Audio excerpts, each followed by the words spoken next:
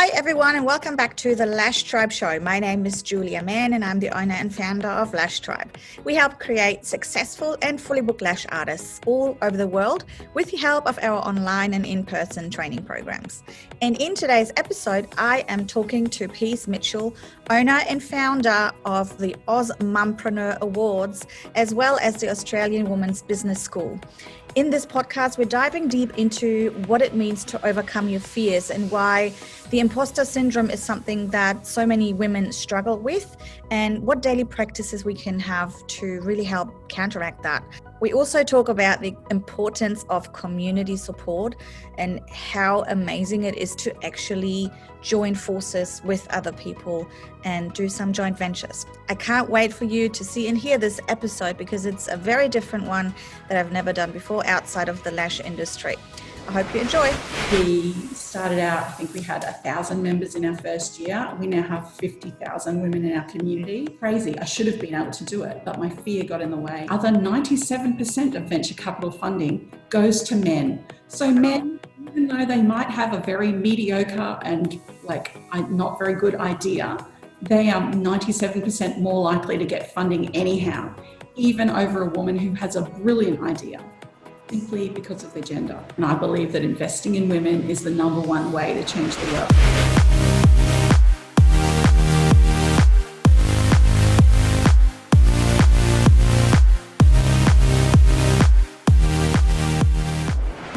Hi, how are you? I'm good. I'm so glad that you're here. Thank you for taking the time to chat with me. Oh, thanks for inviting me. It's so good to be chatting with you.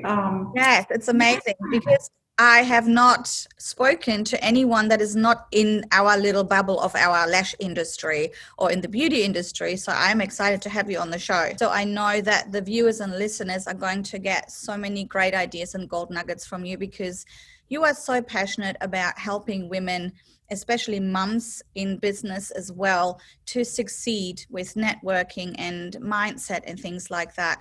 So in case people don't know who you are, even though I've introduced you obviously a little bit beforehand, tell me a little bit about how your business, especially the Osmanpreneur Awards and your network of women that you now have, how did it all start and how did it evolve over the last few years? Oh, thank you. Well, yeah, my sister and I co-founded AusMumpreneur in 2009.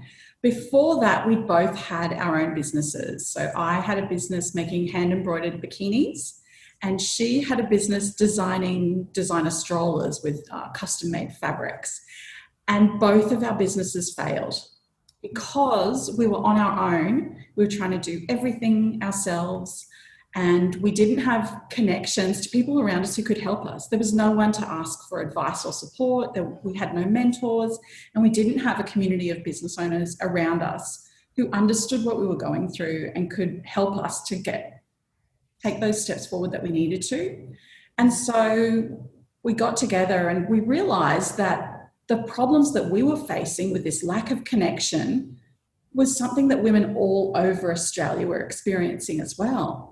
And at that time, back then in 2009, which is more than 10 years ago now, we didn't have access to the internet in the same way that we do now. So Facebook wasn't really a thing. Instagram hadn't been invented yet. There was Twitter, but it was very, very, very niche and it hadn't gone mainstream yet.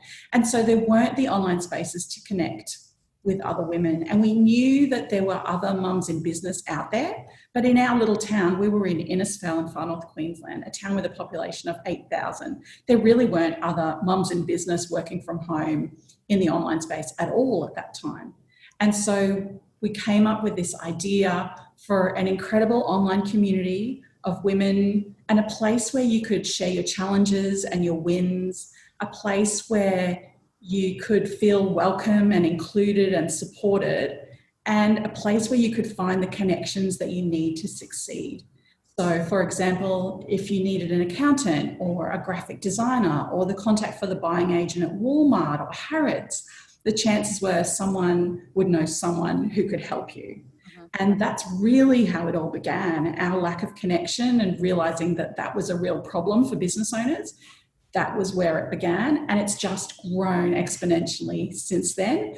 We started out, I think we had 1,000 members in our first year. We now have 50,000 women in our community, which is 6 times the population of Innisfail. It's quite incredible how big our community really is, and how many women we've helped over the years. So we run the Osmanpreneur Awards, of course, which you were one of our winners this year. And we're so proud of the Osmanpreneur Awards, and it's the part it plays in really providing recognition for mums in business, because often mums in business, and back then when we started in particular, the stereotype was that, you know, mums running businesses, it's just a hobby, it's not a real business, they're not serious about it, they've got their kids at home, so they're just playing around and wasting time. And we wanted to smash that stereotype, because it simply isn't true. We've got women who have multi-million-dollar businesses. They've built global empires. They're expanding into international markets and scaling up and providing employment for so many people and contributing billions of dollars to the Australian economy. And so that's why I'm so passionate about the Osmanpreneur Awards and recognising these incredible unsung heroes who are out there doing it and bringing their ideas to life and employing other people and contributing money to the economy and supporting their families and all of the things these women are doing. So that's the award. Yeah. As well as that, in 2016, we launched the Women's Business School, and we recognised that there was a real need for dedicated business education for women, and it had to be time efficient and streamlined, because mums don't have the time. They don't have 20 hours a week to dedicate to study, and on top of that run a business, and on top of that manage kids. So the business school's been designed to be really time efficient, really flexible, and enable women to connect to the connections they need and get the business education they need, but also work on their personal development, their confidence, overcoming fears, and all of those things. And we've had 400 graduates through the program now, and yeah, I'm just so excited to see the potential for all of those women who've gone through the course and what they're doing now with their business. It's very inspiring. And I think this is one of the things that a lot of people, especially now, and not just in Australia, but all over the world, are really struggling with, is to try and step through that fear. What are some of the tips that you have given business owners in the past, especially through times like these? Because we are in a little bit of a doozy at the moment with 2020. For a lot of business owners, they think, oh, this is pretty much a write-off. But what have you seen in your community that people have done to step through that fear, and how have they done it to come out on the other end? I think fear, it's a really a big problem. It's one of the biggest barriers that women face. It stands between brilliant women becoming successful and never following their dreams. Mm-hmm. You know, it's the voice of the inner critic in your mind telling you you're not good enough, you're not pretty enough, you're not qualified enough. Who's going to want to listen to you? Who would ever buy something from you? And it's a really common problem. But a lot of women don't even realize that that's not their true voice. They think that this voice of the inner critic is actually the truth, and it's telling them the truth about things that they can't do or they shouldn't be doing, when actually it's not. That is the voice of fear, and it's fear that's trying to keep you safe by keeping you small. And so an example of that is recently I did a TED Talk. And a TED Talk for me is a goal that I've had for many years. For at least 4 or 5 years, I've been saying, I'm going to do a TED Talk one day. It's what I want to do. I'm quite good at public speaking. I think I can do a good job of this. And it was so interesting because my inner critic just flared right up, and it was like, who do you think you are? You're not Brene Brown. You don't have a PhD. Why are you giving a TED Talk? No one's going to watch it. You're going to forget all your words on the night. And it was so interesting to see, even though I've done so much work around overcoming fear and quietening my inner voice of my inner critic and helping thousands of other women to quieten their voice, it still came up for me. And I know that it's coming up for lots and lots of other women as well. And I think if we can get that message out that, yes, fear's there, it's always going to be there, but you don't have to believe it and you don't have to let it run the show, that we can see big changes for women. And I think, as you were saying, 2020, it's been a big year, a hard year for business, probably the hardest year that we've ever had to face. And I think 2021 is going to be hard as well. And to get through these times, we're going to need to step up. We're going to need to be confident in ourselves, and we're going to need to let go of that fear, because otherwise it will be holding us back from achieving these things. You know, my fear when I was preparing for that TED Talk was so bad. I went to the first speaker training night, and the lady who was running the speaker training said, okay, everyone, I want you now to get up in front of the room and do a 3-minute version of your TED Talk. And I just froze. I literally froze. I couldn't do it. And I said, I'm really sorry. I'm not going to be able to do that tonight. I'm not ready. I haven't finished writing my draft. And I didn't do it. Everyone else did it. But my fear stood in the way between me being able to do that. There was only 5 people in the room. Like, it was a 3-minute talk to 5 people. It's crazy. I should have been able to do it, but my fear got in the way. And I think if we can get past that fear, we can do big things. What do you think made you then decide, I'm going to do it anyway? Because you could have gone, I'm not doing it at all now. I'm here, but I'm just going to leave it. I couldn't do the 3-minute version. Now I can't do my 15, 20-minute version. What made you step through that fear? What is there some practices that you can explain to people? If you are in that moment right now, I'm too scared to do what I'm supposed to do. There was, and it was quite a journey. So that was like right at the beginning of the TED preparation. I hadn't finished writing my speech.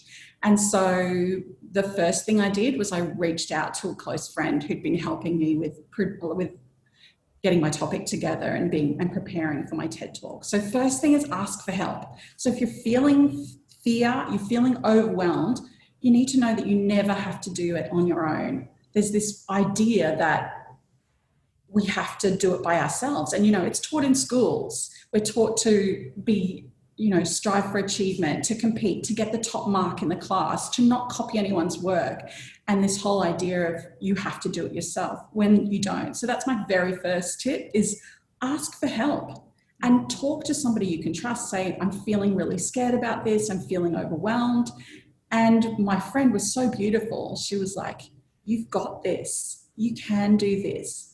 Remember that time that you did this another time. And she really helped me realize that, oh, actually I can do this. And then she helped me with writing the speech. She said, send through what you've already written. And so I sent that to her, and she was like, that looks really great. I'm going to help you make it even better and get your story out. And so that was really a big part of the journey for me, was asking for help and receiving help. And I think sometimes we find it hard to ask for help and to receive help. So that was one thing. The second thing was setting the intention for magnificence. I was like, I'm going to do this and I'm going to do really well, and everyone's going to feel proud of me, and I'm going to bring them all along on the journey. My TED Talk was actually talking about my beautiful community and how incredible they are and how we all lift each other up. And so I wanted to do really well. And I did a number of things which helped me be more confident. So I set the intention for confidence, and then I created a playlist. I really believe in the power of music. And so I had a playlist, and the playlist was called Wonder Woman, and I played the Wonder Woman theme, the original one from the 70s. It's a really cheesy, corny, but it feels so good. And it's all about, you know, bring the magic that you do and change the world. And it's super cheesy, but I loved it. And it really like pumped me up and got me feeling confident and good. And I had all kinds of songs like that, you know, this is the best day of your life, and I'm on top of the world. And I'd play that music and dance around.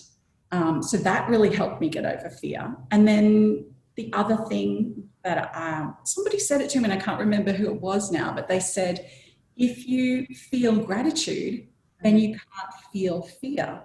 And so I was really inspired by that. And I changed it a bit for myself. I was like, if you feel love, then that's more powerful than fear. And so on the night when I was preparing for my TED Talk, a friend of mine had sent me a really beautiful meditation. And I did that because that helped me ground. And I also, one of the girls in our community one of our winners had sent this pack as a thank you. And part of that was a beautiful rose rosewater spray. And so I sprayed that all over my arms and legs just before I went on stage. And it was like I was taking the love and my community with me. And on the rosewater bottle, it's about opening your heart chakra, which is all about the love. And yeah, so that was the other thing. I think letting go of the fear and bringing in a different emotion, whether that's gratitude or love or something else. Yeah. Really I powerful. love that. Yeah. I recently listened to a podcast, and I put the link in the show notes. I can't remember exactly who it was, but they were speaking about, it was someone in a science lab who actually analyzes the brain and the waves and vibration and how everything works together and how the body reacts to it. And he was saying that the way we're breathing can really bring us down as well. And he was talking about the specific way of breathing that can lower your cortisol level. It can lower, which is stress, obviously. It can lower your heart rate. And it's a very simple thing, which I just want to share with everyone now listening or watching, which is really what I found really great, is to breathe in and then take another breath. You know, when you have one big breath, that's not the way. It is literally breathing in and then breathing more, like literally filling as much as you can in your body with that air, and then breathing out through your mouth. And you do that 3 times and it literally works. I've tried it out because, I mean, the girls that are listening now, a lot of people have anxiety in certain moments in their lives, whether it's like you in front of people talking for TEDx. That's amazing. That is such a great achievement, by the way. Congratulations. I would love to watch it. If you want to give me the link, we'll post it in the show notes as well. Are people maybe in our community looking at this client and not knowing what to do with their lashes? It sounds so obscene, but it's just lashes. But people have fears about anything, or flying. I don't like to be in a traffic jam in my car. And, you know, anxiety or fear can step in at any time in our lives. And this breathing really, really helped me in that moment. So that's just a little tip from me. But yeah, I love that. I want to talk a little bit about your community. What is one thing that your membership program, maybe the business women's workshop that you do, or even the Facebook group, what is one thing that you did basically for a client that you didn't expect at all, because they got the best results out of it? Maybe they collaborated with someone and you really helped them grow their business. Do you want to share your story? There's so many examples of magic that's come out of our community. It really is an incredible space.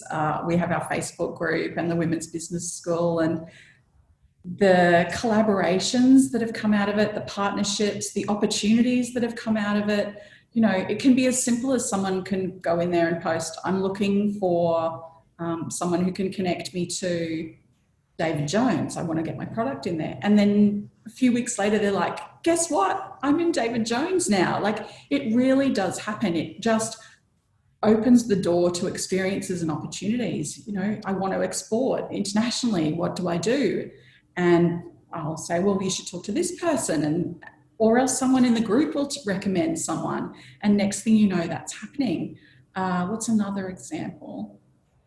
Business partners. So someone put a post up about they were doing an eco business, and then I tagged my friend who loves eco as well. And next thing I know, they're now in partnership and they're building this incredible eco program together. So yeah, it's amazing. And I love seeing that happen.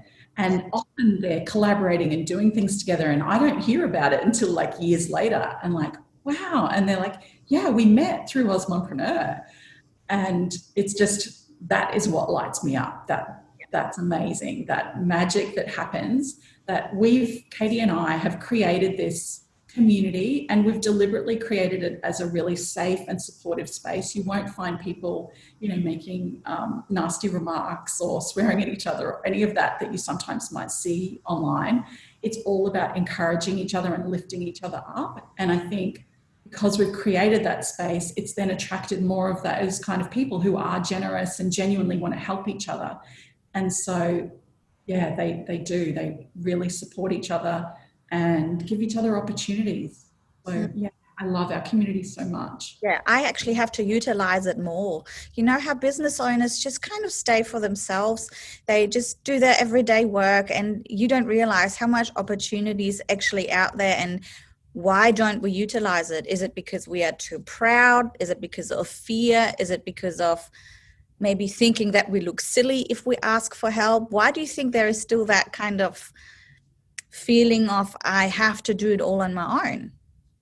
Yeah, well, one thing, we're super busy, especially as mums running businesses. So the work that we've got to do in our business takes priority. But yeah, as you said, there's this emotional distance. And I was saying before that at school we're taught that, but it starts even earlier than that. You look at Disney films, and so many of the characters, they're more likely to have an animal as a friend than another girl. And the other women, the other female characters in the show are more likely to be evil stepsisters or the wicked stepmother. And so the message is very much that you can't trust other women, which isn't the case at all. And there's this stereotype that, you know, women, when they're together, they're catty and they bring each other down, and all of this kind of negativity, which just isn't the case at all in the community that we've created. You know, it's a really beautiful and supportive, and the women are all there to help each other. We're all on a shared mission to succeed in business and cheer each other on. But yeah, and so that, the other thing that's holding women back from asking for help is that voice of the inner critic saying, you're so stupid, you should be able to do it on your own. No one's going to help you. You know, all those kind of messages are coming through. And I know that that's holding women back from reaching out for help. And that needs to change, because there's so many people who can help you all around you. You're completely surrounded by people who want to help you, who want to see you do well. And I think if we open ourselves up to that and allow ourselves to receive help, that's what's going to take us further and really help us to grow our businesses and reach all these goals that we have for ourselves in our life. Yeah, I love that. What is your very, very first ever collaboration that you personally did, and how did it help you with your business? Oh my gosh. Okay. Our whole business has been built on collaboration. So it's really hard to think of the first one that we did. I guess our first real collaboration was the first time we ran the Osmanpreneur Awards and conference, because we always have a whole host of speakers who join us for that. And I remember in our first year, we reached out. Well, actually, we were approached by Susan Pearce and Martina Sheehan from Mind Gardener, and they approached us and said that they wanted to be sponsors for the event and come and speak at the event. And we were just blown away, because these women are incredible. Susan and Martina are now their best-selling Hay House authors, and they speak at conferences and events around the world, and they're very successful and incredible women. And we just love having them as part of our community. And even to this day, we're still working with them. That relationship and that friendship has continued across all of that time. It's more than 10 years now. And Susan hosted our first retreat. She's written the foreword for our brand new book that we're working on at the moment. And she was a speaker at our conference this year and last year. And she's inspired so many of the women in our community. And so I just love looking back at collaborations like that, where we really have grown together, where both of our businesses have evolved and changed over time, but we've been supporting each other every step of the way through the process. And so, yeah, I just love the collaborations that we have within our community. Yeah, that's amazing. If you were to start the Osmanpreneur Awards and your Women's Business School instead of 10 years ago or 11 years ago today, what would you do differently? Because maybe of the way that we have social media these days. Because in the beginning you said, you know, there was no Facebook, there was no Instagram, there was a little bit of Twitter, but that's about it. How would you go about it differently today? That's a cool question, because we're actually looking at launching a brand new brand for 2021. Ooh. And we're looking at going global. So to do that, we would be definitely utilizing social media. I mean, social media has been a game changer for us. And I think without the social media, we wouldn't have had the opportunities that we've had. So I would be using social media. I would also be relying on the connections that we've created. And we are connected to women globally all around the world. I'm the Australian Ambassador for Women in Tech. And so through that organisation, I'm connected with women in the US, in the UK, in Europe, in Africa, in Asia, in South America. So I will be talking to all of those women about our plans and our vision and how we can help them as well, not just about how they can help us, but what we can do together to create more a larger platform and leverage each other's businesses and work together.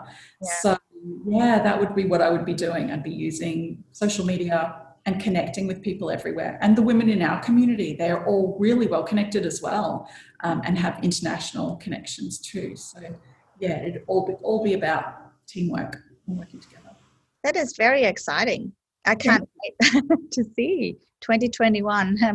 It will probably be better for everyone than 2020, sorry. Now, if you were to talk to someone who is a very small business owner, or maybe someone who hasn't even started a business yet, and they want to grow via social media, what are some tips that you can give them now that you know how social media works? I think the most important thing for social media is being authentic. I mean, that's your superpower.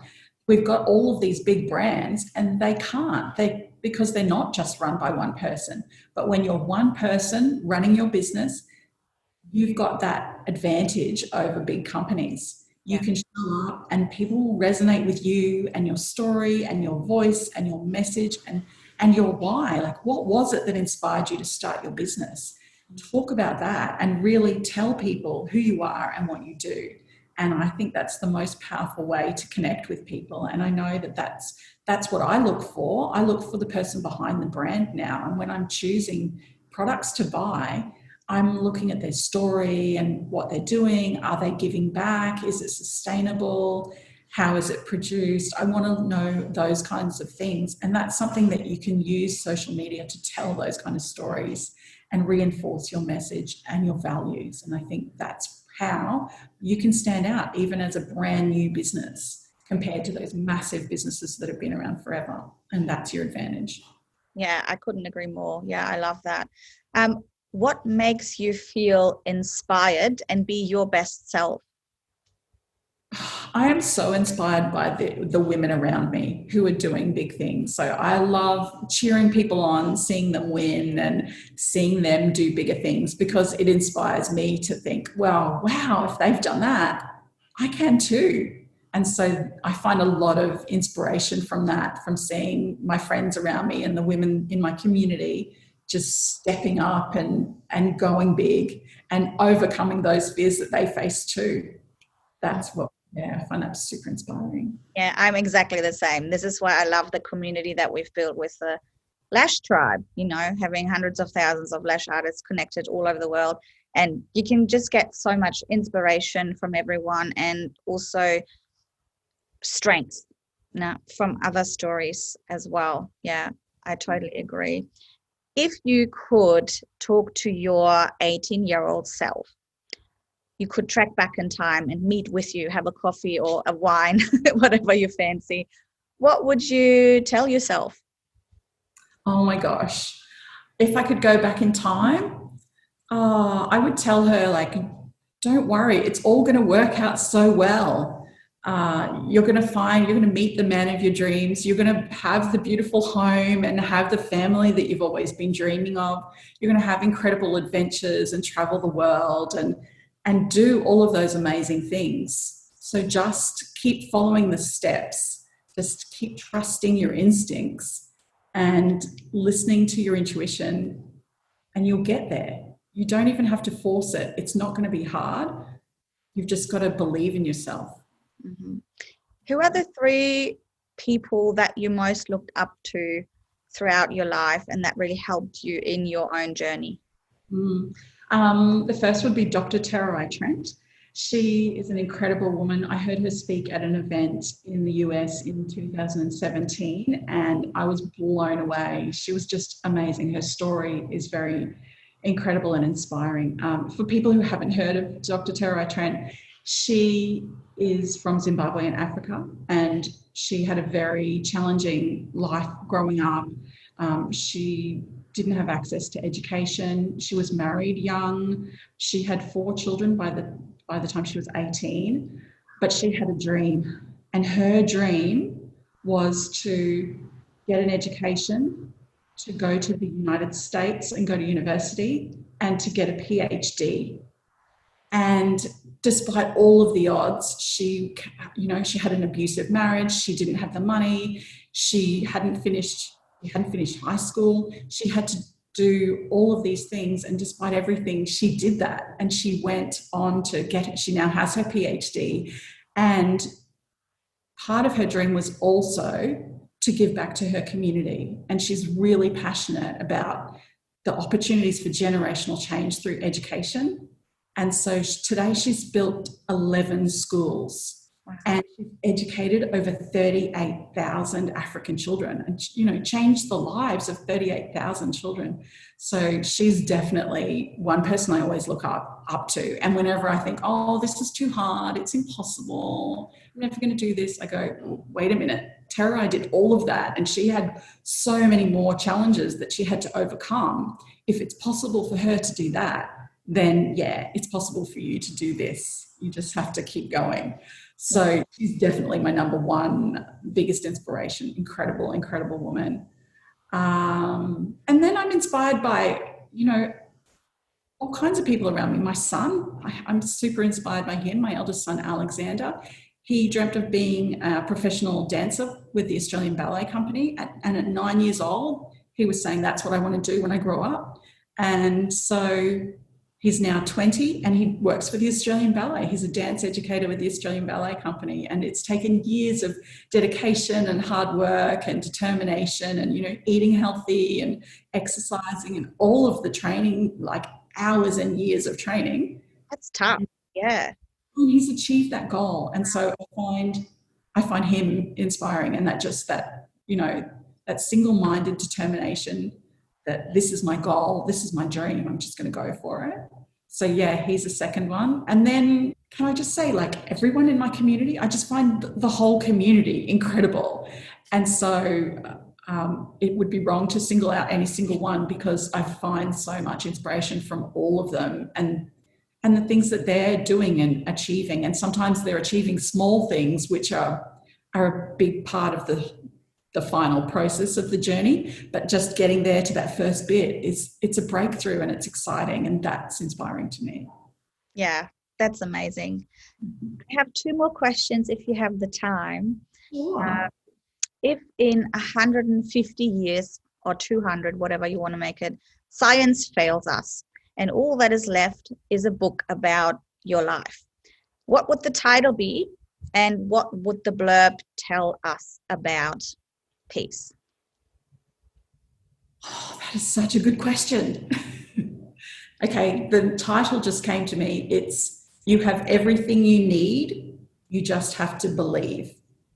And so this is a book all about the power and the magic of believing in yourself and doing everything and being able to do everything because you have that self-belief.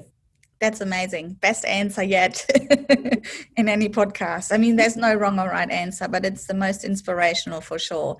Now, the last question that I ask every single guest on the podcast is, if you could step into my shoes and you were interviewing yourself, what is one question that you would ask yourself and why? That's a cool question. Okay, what would I ask myself? Something I'm really passionate about is investing in women, and I believe that investing in women is the number one way to change the world. So my question probably would be, what's next for you? And my answer would probably be, I want to be an investor. I want to invest in women to have their dreams and ideas shared with the world. Currently, women receive 2.7% of venture capital funding.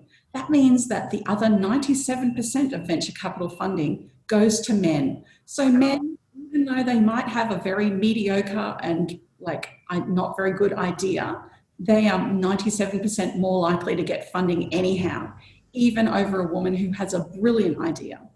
simply because of their gender. So future me is going to invest in women and female founders. And I've already started at a small scale, but I want to do this on a much bigger scale. And so my vision is to become incredibly successful and make more money so that I can give back and invest that money in bringing women's ideas and perspectives into the world, because it's too important. Women have the power to change the world, but we need to help them get the platform and give them a voice. So that's what I want to do. That is amazing. I love that so much. You're such an inspiration, and I can't wait to see where 2021 is taking you globally. I want to thank you so much for taking the time to jump onto the Lash Tribe Show. And if people would like to get in contact with you, maybe they would like to have a look at your community, where can they find you? We're on Facebook and Instagram as the Women's Business School and as AusMumpreneur. We also have a Facebook group called the Women's Business Collective. It's free to join, and we would love to see you all in there. You can also find me at LinkedIn as Peace Mitchell. That's such a great community. Definitely, guys, join it. There's lots of other beauty salons and owners in there, but I love that it's such a diverse community, so you can really make great connections in there as well. Thank you, Peace. And Thank you so much. Thank you for joining the Lash Tribe Show, and I see you all in the next episode.